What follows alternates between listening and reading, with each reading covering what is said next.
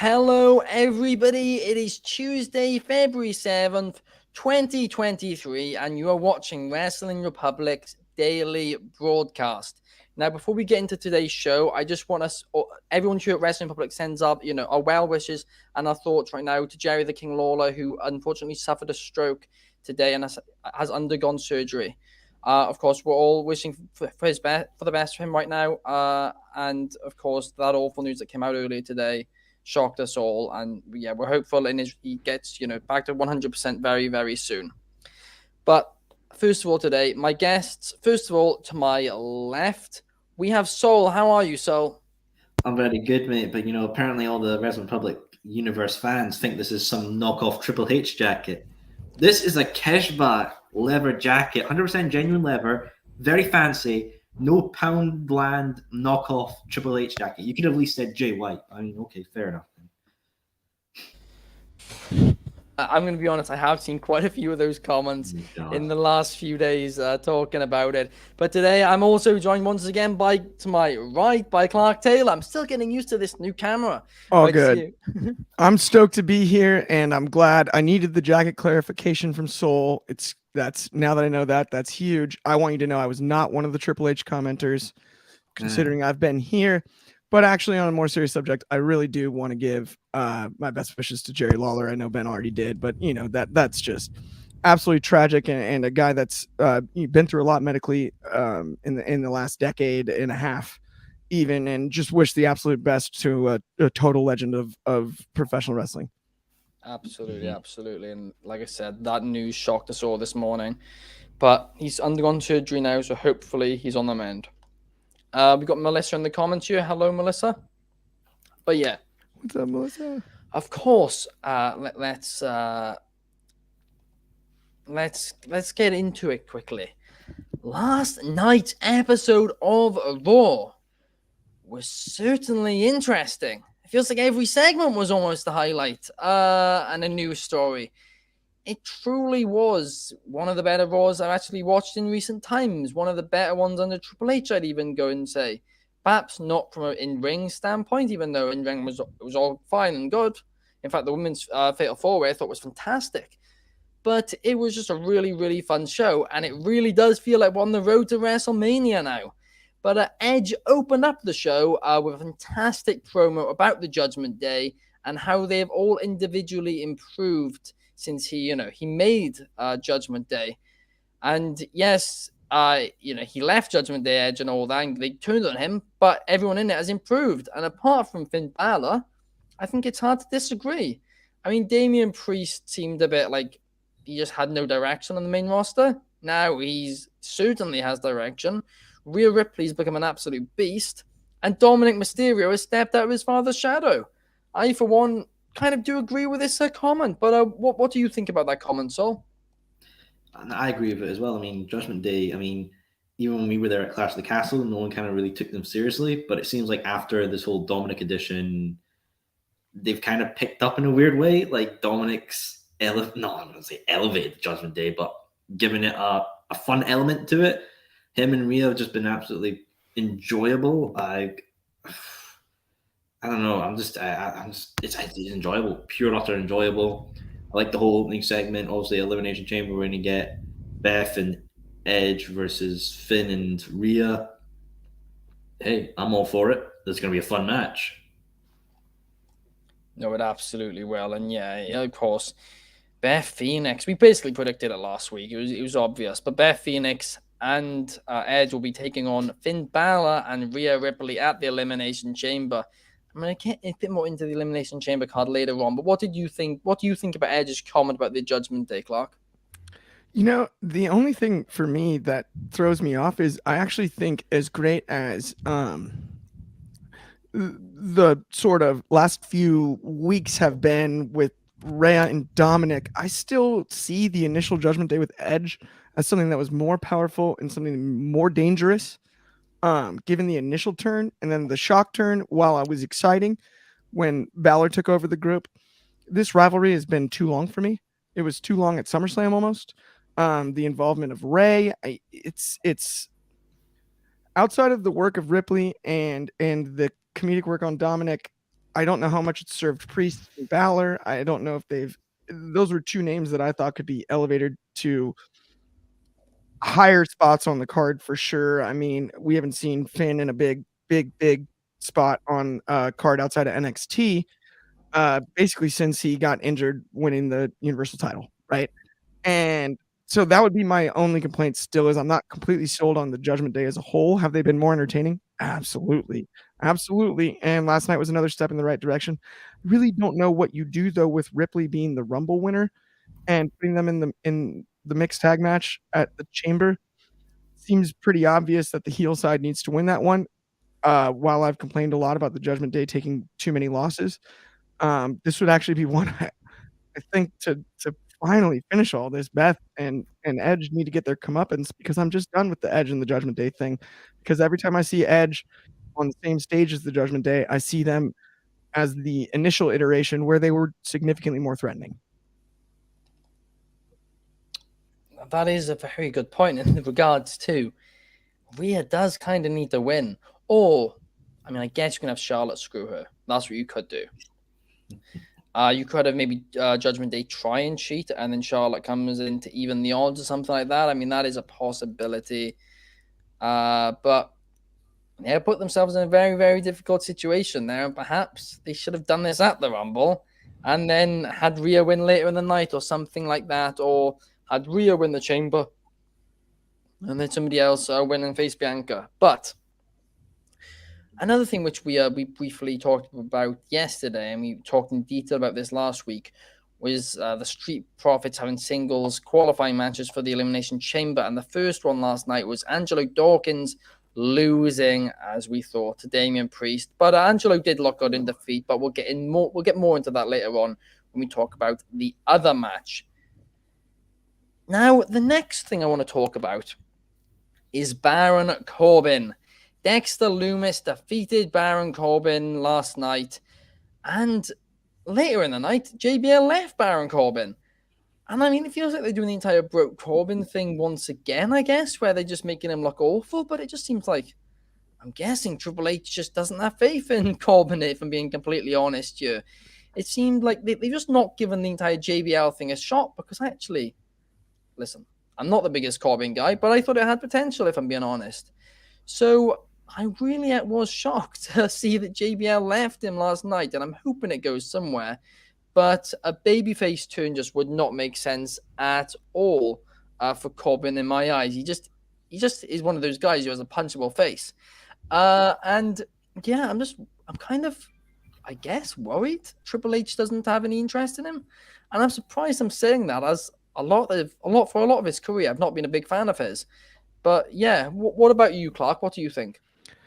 You know, this one was fascinating to me because on paper, the JBL Corbin pairing seems like gold, right? Who could you ask better to mentor Corbin? Although I don't know if that Corbin needed a mentor. He's done such solid heel work for so long. He's been put in some weird spots. And I think this one, I don't know as much as it is to your point about Triple H pulling the plug maybe on Corbin or not necessarily believing him. I don't know if it's that as much as he found the pairing to not be as great as maybe they thought.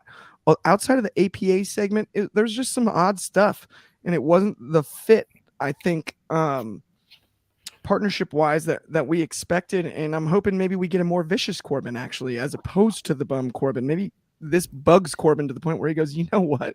You don't believe in me either? Watch this. And you get an angrier, more destructive Corbin, more conniving. That to me, I don't know JBL's medical status, but maybe a Corbin beating down JBL and going like, oh, really? You're going to tell me? I thought we were, we had an agreement and whatnot. That might be interesting. But yeah, for me, because I am a pretty big Corbin fan. I actually believe he's overlooked from time to time, especially as a plug and play piece on the card as a heel. He's always going to get booed, and it's not necessarily go away heat. I really don't think it is. Maybe outside of the dog food rivalry before Roman ditched the big dog gimmick. It's not usually go away type stuff. Like even the happy stuff in hindsight, people were more entertained by than I think even in the moment. And so yeah, I hope that for Corbin's sake, it doesn't necessarily mean what you had insinuated about. Is this is this Triple H saying he doesn't see it? I absolutely love it. If they did a really vicious Corbin now, and he just went the lone wolf being back, that would be brilliant. I hope you're right about that, because if that's the case, I'm back on board with this storyline. But what about you, Saul? What did you think about it? I mean, like, I like JBL. I do personally think he's an underrated WWE champion. But with Baron Corbin, this man's had more gimmicks than Big Show's turned heel and face. I mean, I think personally, do you want broke Corbin again, then Happy Corbin or King Corbin or whatever Corbin we can get? I think Corbin should go back to NXT. No offense to the guy himself, but you're not going to be able to develop yourself or try something new on the main roster when everything's so packed and busy with the Rhode storyline, Judgment Day, tag team stuff, and all that stuff. You're going to get lost in the shuffle. So I think if Corbin goes back to NXT and Braun Breaker comes up, he goes down there to replace the roster spot, he could do something there. At least, maybe lead up with Diamond Mine or whatever they're doing, or maybe try something with, I mean, that's a weird thing to say, but maybe even have some silly thing like Chase University, like he's like that middle-aged guy having a crisis and he's going back for one final degree or something. I just think he has more possibilities in NXT. Okay. I think a lot of people would hate it, but I now actually kind of want to see Corbin and Chase University. It would be absolute comedy, like old school. It'd be comedy. It'd be great. He comes back and teaches them some things too. Like, yeah, that'd be funny. I guess then you could have him come out as the monster heel, coming out of that then, and that gives him his vicious thing back. But I mean, I think a lot of people would complain about that. But everything links back to Chase University with you at the minute, so I have noticed. But I would absolutely love to see that. It's the only thing that entertains me in NXT. I'm a Chase U fan in NXT for sure myself. The Fratliner, it doesn't get any better. I was a fraternity guy myself. He hit it the other day on TakeOver. I could not, not TakeOver. Vengeance Day. I could not believe it. But yeah, I mean, what's next for Baron Corbin? We'll all have to wait and see. But really quickly, I'm going to ask both of you this. Firstly, Clark, who was your favorite version? Which version of Corbin was your favorite? Ooh, I mean, it's hard not to say the Lone Wolf version wasn't the best. I thought he was amazing in NXT, period, actually. I thought he was kind of overlooked in NXT. But I did enjoy Happy and Bum Corbin.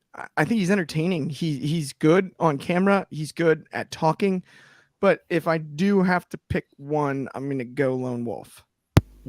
Yeah, I personally have to agree there, but I wasn't a fan of Happy Corbin, but I was a fan of when he was just getting depressed week in, week out, because his character work was phenomenal during that stretch. But what about you, Saul? What did you think? So I still actually remember the first time I ever saw Baron Corbin, which is an interesting one, was him as King Corbin with Randy Orton on the stage and Bobby Lashley kiss Lana, and they have their little laughter at the side. That was the first ever time I saw Baron Corbin. So he was King Corbin. I remember the whole dog food thing with Roman Reigns, and that linked to unhappy Corbin. But for me, my personal favorite version of Corbin has got to be Happy Corbin, because I think it was just entertaining for what was like this cheesy man in a Hawaiian shirt and fedora coming out here having a laugh. For what it was entertaining, and I loved it.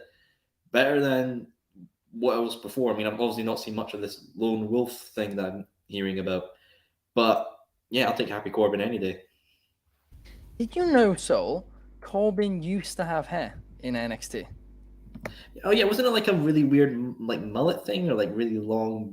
Like yeah, it was long, and it was the lone wolf. It was a really cool gimmick, to be honest with you.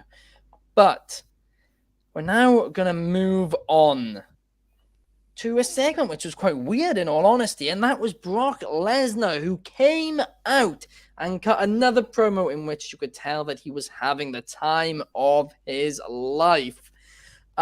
During it, he admitted he couldn't get Bobby Lashley out of his head since the Royal Rumble, apart from when he got into bed with his wife for 5 hours. And he also said that the Royal Rumble sucked, something that I think a lot of us can potentially agree on. Maybe that's a bit extreme, but And then Lesnar then started really trying to get this Bobby Lashley thing over. And I mean, I didn't quite click with the crowd, but it clicked with social media. And yeah, Lesnar challenged Bobby Lashley, to a match at Elimination Chamber, which really surprised me, as we all thought it was going to get Mania now.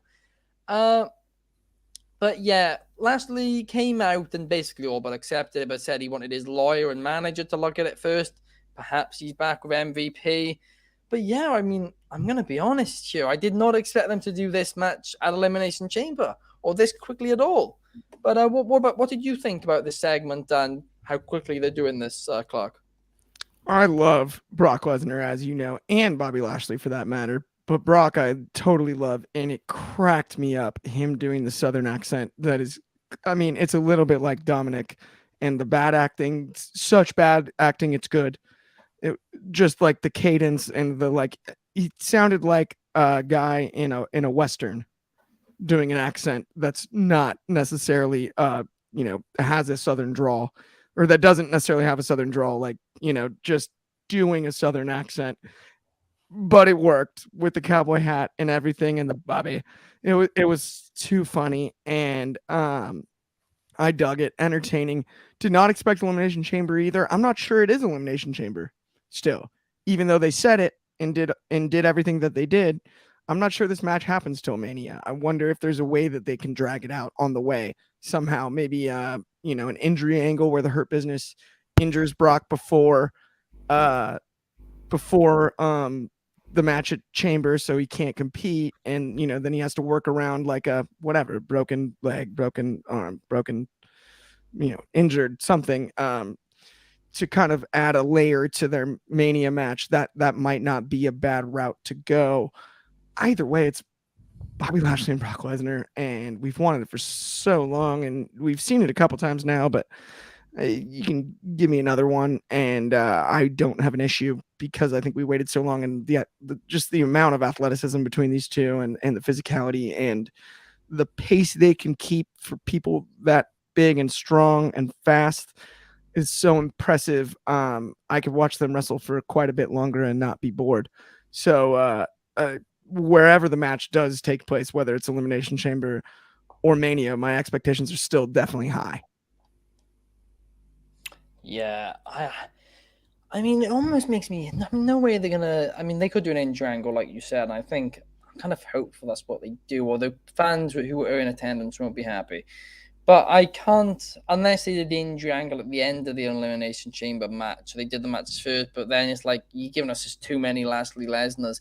So honestly, this kind of makes me think that either they're doing a tag match at Mania, perhaps involving Shelton Benjamin, like you suggested before, Clark, or I actually think maybe more likely Lesnar faces a legend like maybe Goldberg, perhaps Stone Cold, perhaps I don't even know. I mean, maybe even a debut in Jay White, perhaps. I don't even know.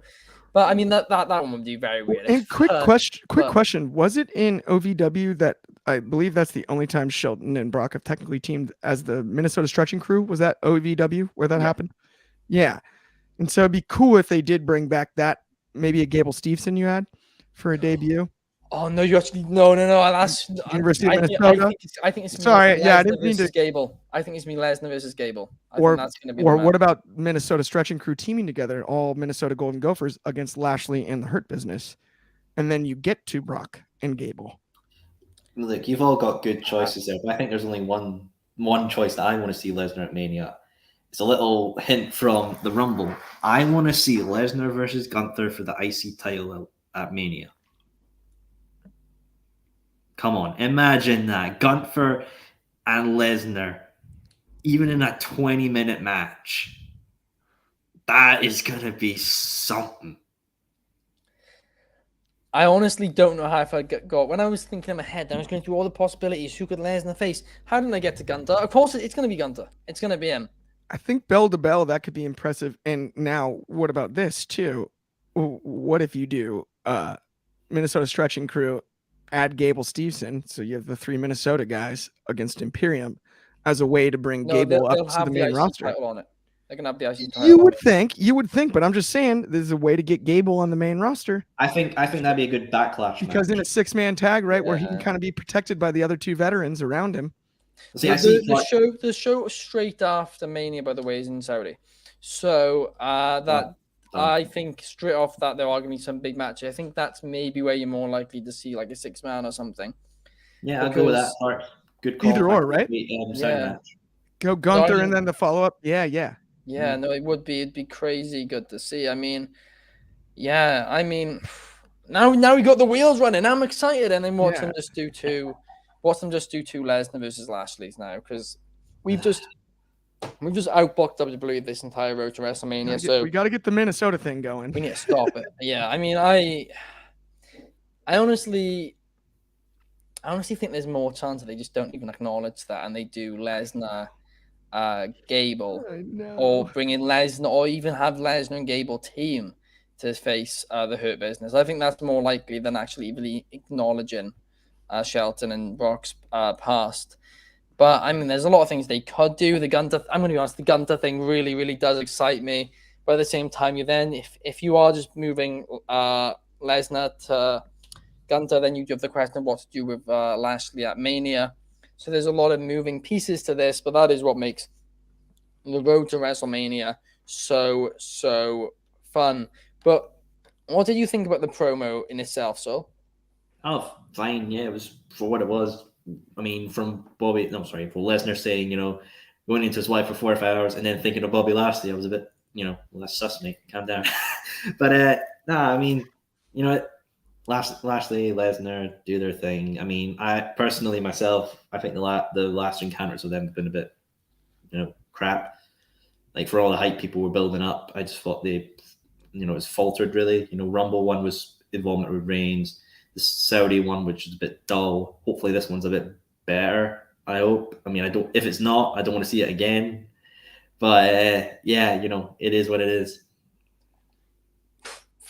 Fair. I mean, I have enjoyed them, but to your point about the Sable comment, so I kind of thought the same thing at first, but I also thought it was a bit of a shout out. Did you see his post-fight interview at UFC 100 after he beat Frank Mir? Oh yeah, I've seen that. With the Bud Light, Coors Light. I think you actually mentioned that exact spot yesterday. And then the iconic line, then I'm gonna get on top of my wife. Yeah. I thought it was kind of a callback to that, and that's the only reason I let that one slide personally. But I hear where you're coming from. That was a bit, especially for. It was fun. I wasn't offended by it. I enjoyed it. It got a big pop. Yeah, he's having the time of his life, Lesnar. You can hear it. Apart from watching the Royal Rumble, which he thought sucked. But the real question that I have coming out of this, right, is why is the Elimination Chamber currently so stacked? Why?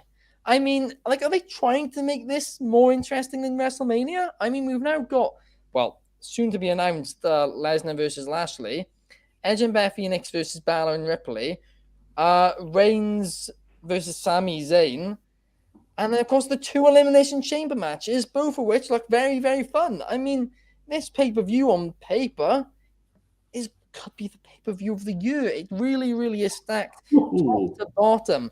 And I really do not know why they're having a pay-per-view so stacked, so close to Mania. But what do you think, Clark?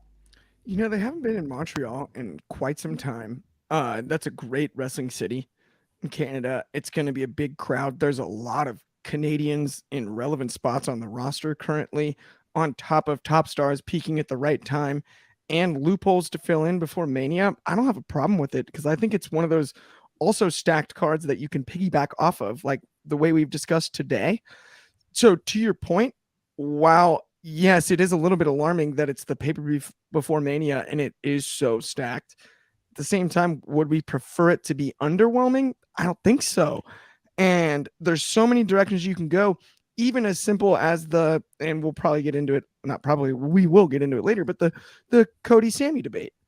That question needs to be answered along the way somewhere, and what better place than Elimination Chamber to start making sure we know what the real picture is going to look like headed to Mania, and we have the time to do it too with this month, and then basically the whole month of March.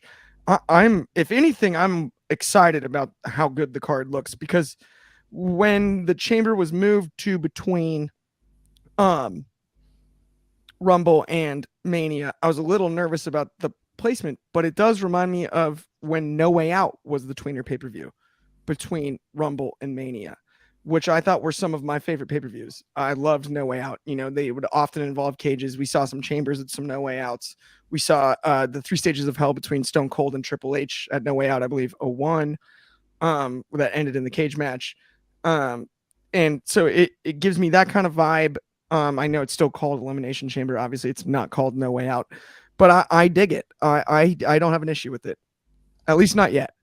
Yeah, I mean the only issue is like if some of these matches should be on the Mania card and the ones which are on the Mania card aren't as good. Like that's the only concern that there could possibly be. But what about you, Saul? What are your thoughts on the card being so stacked, so close to a show which needs to be stacked because it's their biggest WrestleMania in, let's be honest, years?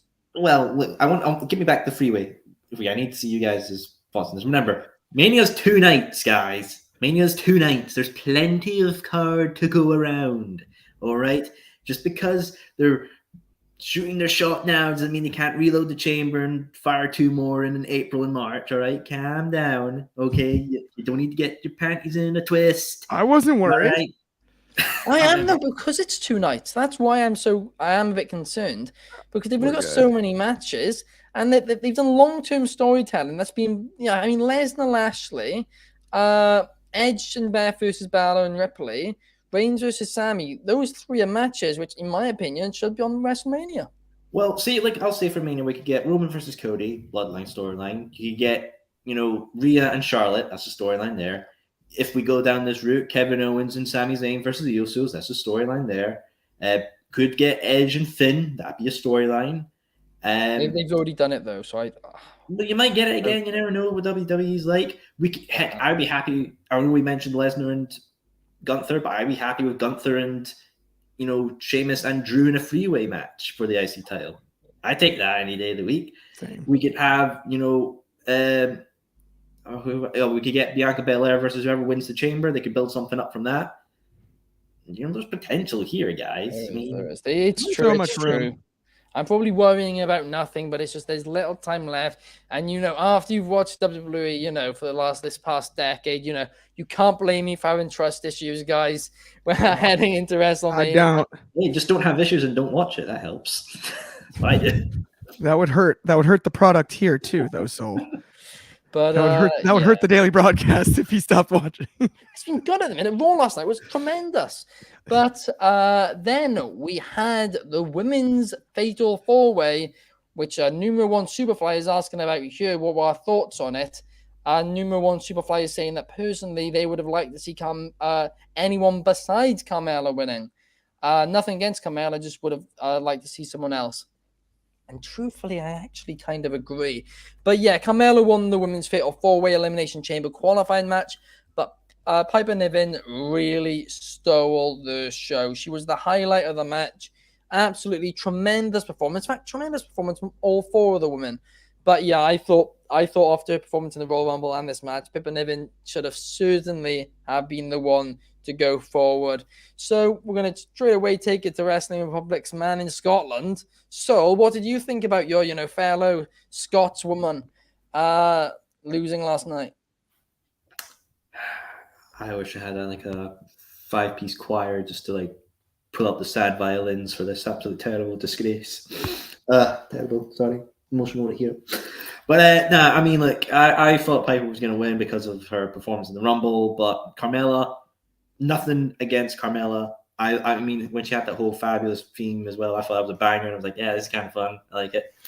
Her whole Money in the Bank thing was fun, but came back so soon and just already get pushed into a chamber. I really doubt she's going to win. You kind of want someone who's going to have a presence, which is, with Asuka doing that at the moment. So I feel like we kind of know who's going to win the chamber in my mindset. But yeah, I really wish Piper was in there. I mean, this makes me just kind of want a women's mid-card title now, just to show that, they have the roster for it. I mean, I've always said this, unify the NXT women's and the main roster tag belts and just have them float between everywhere and actually make a mid-card women's title. I mean, why not? Decent idea. What do you think, Clark? I thought Piper stood out for sure. I totally hear where Soul's coming from too on like she deserved that as well. And I also understand where numero one Superfly is coming from on Carmella. At the same time though, I do see Carmella has a mountain of charisma. She just does. And it does seem I actually found it odd when I was watching the entrance and they did the it's been 7 months since we've seen Carmella. I go, really? Like, I guess you're right. It feels like she misses 7 months every 7 months. But maybe that's just me.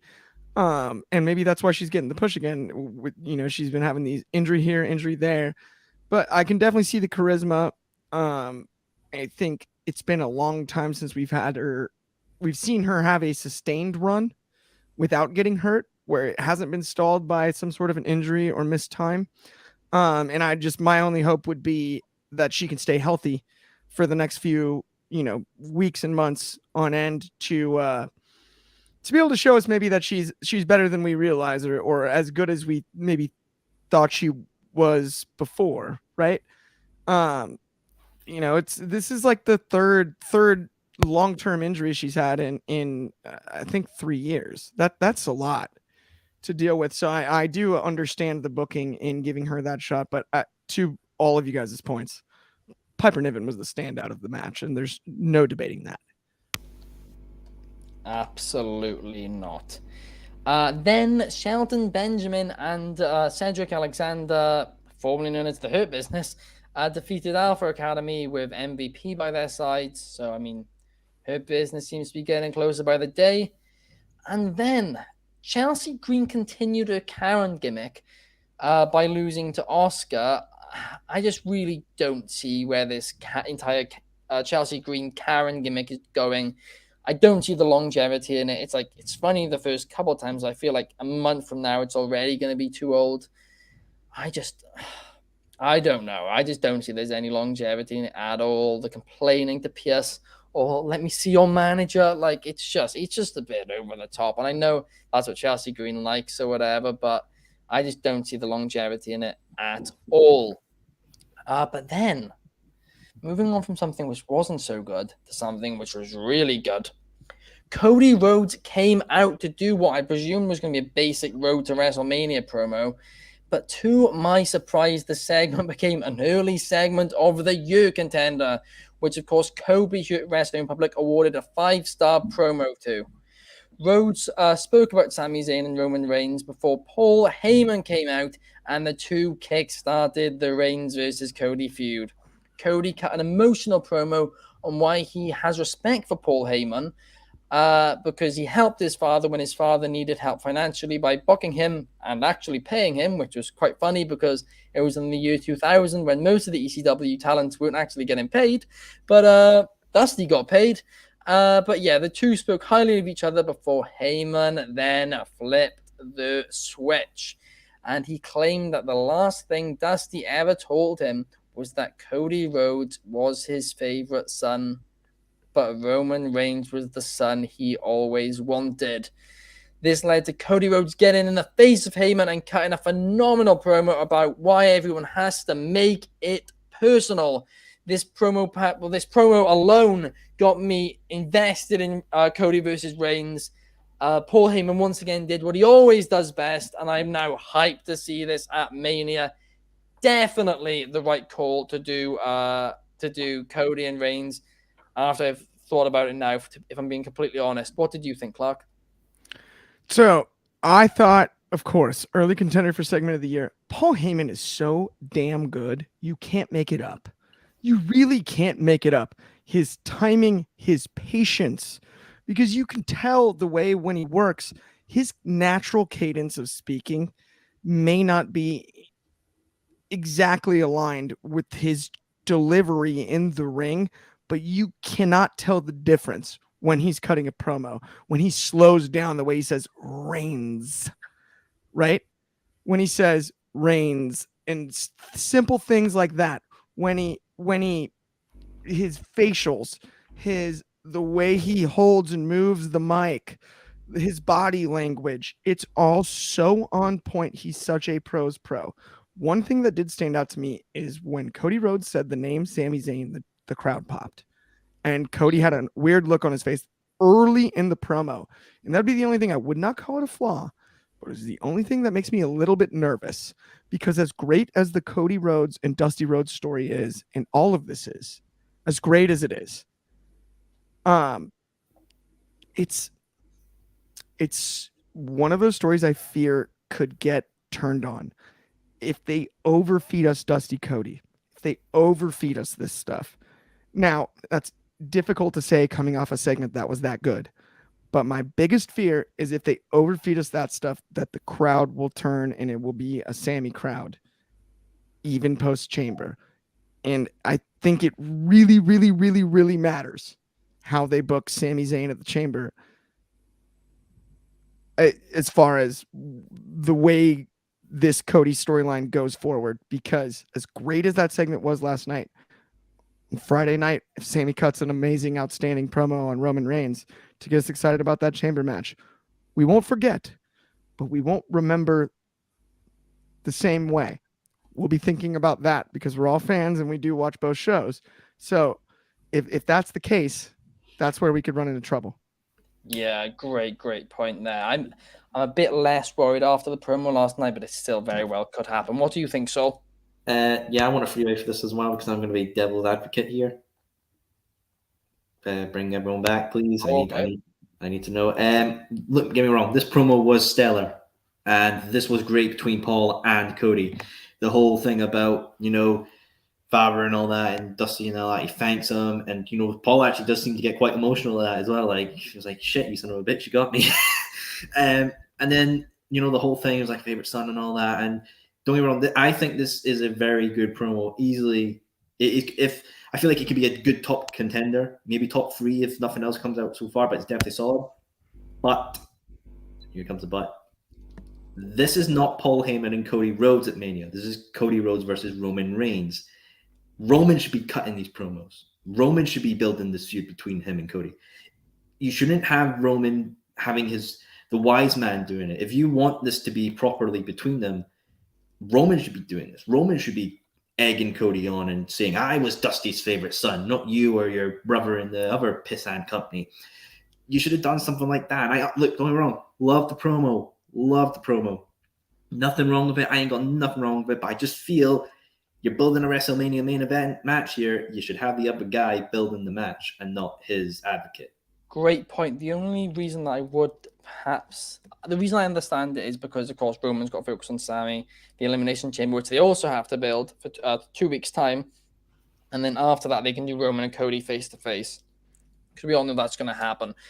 But yeah, great points made there, guys. Now, moving on, Montez Ford defeated Elias to get into the Elimination Chamber. Could this possibly lead to the end of the Street Profits? I really, really don't know. I mean, Clark, do you think that very soon Angelo Dawkins will turn, or do you think this is just a one-off? I hope not. Gosh, I hope not, man. I think they're such a great team, and they're fit so well for each other.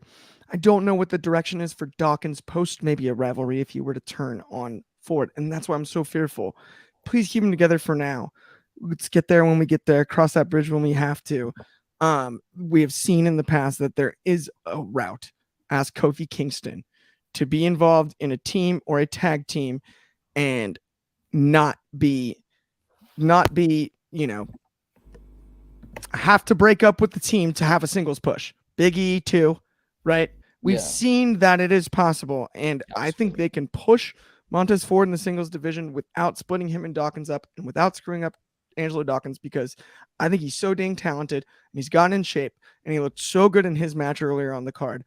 Don't split him up. There's no reason to. Their chemistry is so good together. The charisma is amazing.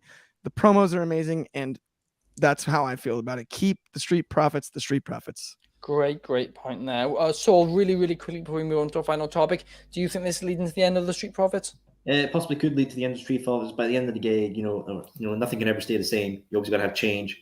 Sometimes change is good. Could it lead to something great for both men? I don't know. Wait and see. Great point. And then we got to the main event of Monday Night Raw, and we finally got the steel cage match between Becky Lynch and Bayley. And yeah, it was a decent enough match, but the headline coming out of it was not about the match. It was about the fact that Lita returned and even the odds for Becky, helping Becky get the victory. And I'm like, damn, this time yesterday, I was talking about how I wasn't sure what the WrestleMania plans were going to be for Becky and Bayley. Now, perhaps we got our answer. Perhaps Lita's going to be involved in there somewhere. And Numero One Superfly is saying that he thinks that it's possible that Becky may team up with Lita and Trish against Damage Control at Elimination Chamber. I mean, I'm going to be honest. I know obviously Trish is Canadian, but I don't know if Chamber's the exact time. When Chambers, I love that comment, but I was going to suggest that, so I'm really having to think of a new thing to say. By the way, I'll cut you off, Ben. That's what I was going to say. Well, what I'll say is, why not we get Becky and Lita versus a heel Trish and Bayley at Mania? Do something like that, because we know, I think Dakota's injured with the tag titles, so you can't do something with that. You might as well make the next best thing, and getting two legends of that caliber on the card for Mania, that'll sell tickets. It absolutely will. And I honestly, I'd love the idea if it happened at Mania, but at Elimination Chamber, I think this card's a bit overkill at this point. Like, a lot of these matches, like, come on, two legends such as Lita and Trish, they're, they teaming up with this generation's legend, not Bayley, Becky, to go against Bayley in Damage Control. That is a huge, huge match. That's a WrestleMania match. I just don't think this close to WrestleMania they need to be blowing as many of these dream matches as they are. Part of me is almost thinking that they're like the Triple H now. Vince has gone to Triple H. You need to prove yourself in this road to WrestleMania and all this, and he's just throwing everything at it.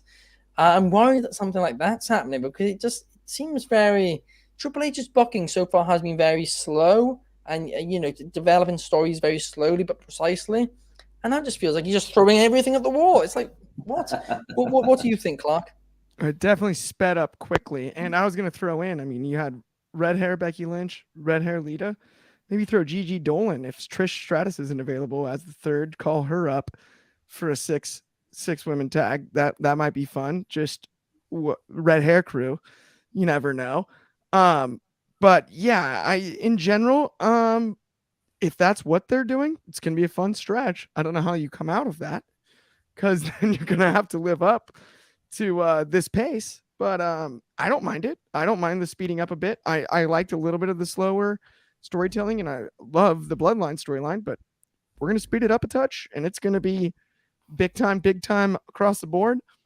I'll take it as a fan in the short run. Yeah, it's like I said, yes, it feels like things may be.